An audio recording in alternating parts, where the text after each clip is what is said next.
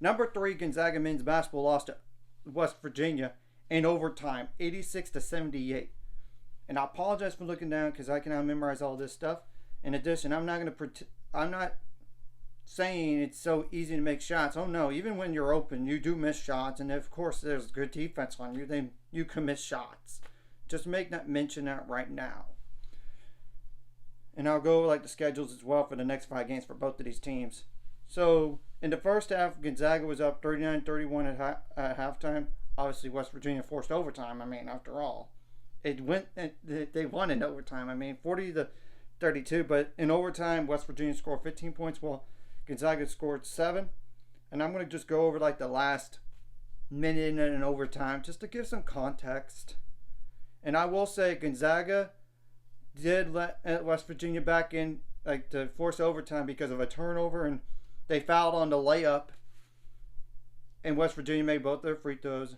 And we'll just double check that right now. And they turned the ball over again. So they didn't even get a shot up to win the game as time expired in regulation. Just to let you know about that situation. So with 104 left, Ryan Nembhard from Gonzaga fouled, and Sincere Harris made both free throws to make it 81-75. And Sincere Harris fouled around 53 seconds left, and Ryan Nembhard made the first but missed the second, so 81-76. And Javon Small from West Virginia got the defensive rebound, and the foul was called on Michael Ajayi. And Javon Small missed the first but made the second to make it 82-76. And Nolan Hickman turned the ball over, which was stolen by Sincere Harris, and he made a dunk around 4 seconds later to make it 84-76. And Ryan Nembhard missed a 3. Brandon Huff got the offensive rebound around 3 seconds later, and around 19 seconds left, Brandon Huff made a layup. And of course, what Gonzaga did try to do the foul game, and Nolan Hickman fouled, and Tucker DeVries, as in the coach's son, made both free throws to make it 86-78. Khalif Battle from Gonzaga missed a layup, and Amani Hansberry got defensive rebound, and they just dribbled it out. I mean, there was no use at that point because it was going to be a loss for Gonzaga no matter how much. And this is a big win for West Virginia's program for this year. And I know they were not expected to do as good in the Big 12, but maybe this does turn a corner. And it just goes to show you got to play the games to see what really happens, because you cannot always assume a win is always going to happen for the favored team in a game. And Gonzaga didn't shoot the ball bad in this game. 40% from the field on 65 attempts, made it 30 of threes on 21 attempts, 86.4% on free throws on 22 attempts, 36 rebounds, 11 of those offensive, 20 assists, 7 steals, 3 blocks, 13 turnovers, 18 fouls. How many points off the bench? 19 plus 9, that's 28, plus 2, that's 30, and 3 double-digit scores are combined for Caden. 19 plus 13, that's 32, plus 16, that's 48. It's not including 1, 2, 3 other players that scored 6 more points. 7 plus 7, that's 14, plus 9, that's 23.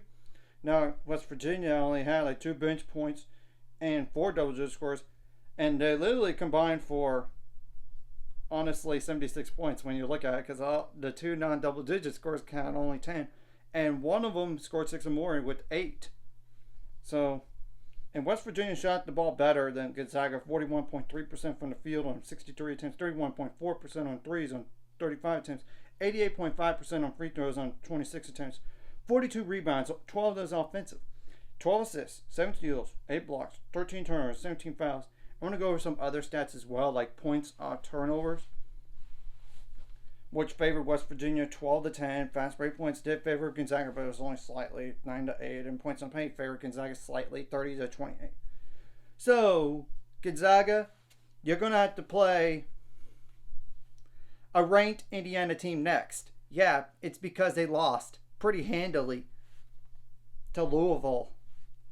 And then the following game after that, it's one of Oklahoma, Providence, Davidson, and Arizona.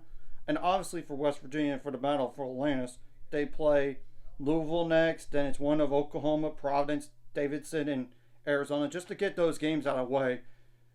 And now we're going to focus on the December games for both of these teams. So first, I'm going to go over for Gonzaga. They do play in the battle in Seattle against Kentucky, that's currently in the top 10, December 7th. That's the third game.